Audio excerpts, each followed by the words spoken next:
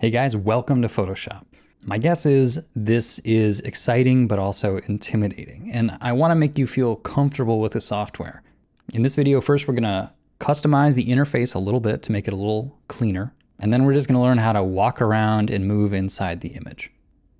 So first off, there's a word that says Essentials, and this is the workspaces, and we're just going to make a new workspace. So I'll call mine Matte and say Save. And now that it says Matte up there, any changes I make are not permanent because I can switch back to the Essentials workspace and it'll just look like this again. So what I want to do is actually just drag these panels. So you can see these are all little floating panels and just close them. Close all of them. There's one hiding here on the left. Close it too. And now we have nothing. We just have the document if you've opened up my shape map that's included below the video, or you might have no document at all. The next thing I want to do just personally is to not make it so dark. So in Edit, Preferences, Interface, I'm going to change to the lightest color theme. And call me sentimental, but I used to have a white drafting table and I just liked this sort of color palette. Again, this is total preference. But now that we're all clean and we don't have any of the clutter, let's bring back the stuff we do need. And in this video, the only one we're going to do is the Window Tools. So this is the Tools palette. And here's where we have things like the paintbrush, the marching ants to make selections with. But really right now, all I want to focus on is at the very bottom, there are these two little overlapping windows. And this switches between the full screen view modes. This is the one we're going to be spending the most time in. You can see we lost the panel here. We still have floating palettes and we still have the menu up top, but there's no border on the image. If you were to hit another time, everything disappears. Don't worry, if you hit the F key, it will toggle through these. So you can just practice. F, F, F, toggle right through them. I like this middle one here because what it allows me to do is to use what's called the hand tool, which I can find right down here, the hand tool, and I can drag around. So this is like I have a big desk and now I'm just moving the paper or the document around it. Cool. It gets even better. You can do that with the space bar. So no matter what tool you're using, here I'll use this marching ants tool. If I hold the space bar, I'm immediately moving the document around. I am panning. So you notice that I've drawn a little treasure map here.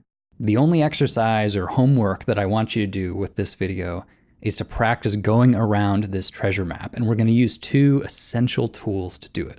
The first, as you've seen, is the space bar, the hand tool for moving around or panning. The other one is the magnifying glass. So if you click on the magnifying glass and then you drag either right or left, assuming scrubby zoom is checked, there's a little checkbox up here. If that's checked, left and right just allow you to zoom in and out very nicely. Well, remember, spacebar temporarily switches you to the hand tool. So I have the Z tool or the magnifying glass tool selected, hold down spacebar, and now I'm panning around, following that treasure map. And then if I let go, I go right back to that magnifying glass. Or you can click on it on the toolbar, or you can hit the Z key, whatever you like.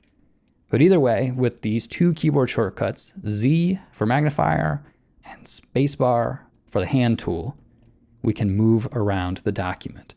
So sometimes you'll want to zoom out a little, kind of reframe the image a little bit, but then you're back to the pan tool. So maybe I'll zoom in a bit here to follow this treasure map along. Okay, so you think, no, this is easy, no problem, I got it. Well, then we're going to make one more level of difficulty, which is to hit the Tab key. And in doing so, we've hidden the interface. Well, this is where keyboard shortcuts become really awesome. I can't click on the toolbar anymore, but I can still switch between those tools because I know that Z is my magnifier and spacebar is my hand tool. So I can still navigate around the document without even thinking about it. The reason I introduced these first is not because they are exciting and it's not as cool as custom brushes or the stuff we'll get into later, but this is just the same as being able to walk away from your image at the desk or to move your face closer to the painting you're working on. These are things that in the real world we wouldn't even think about doing. It's just easy.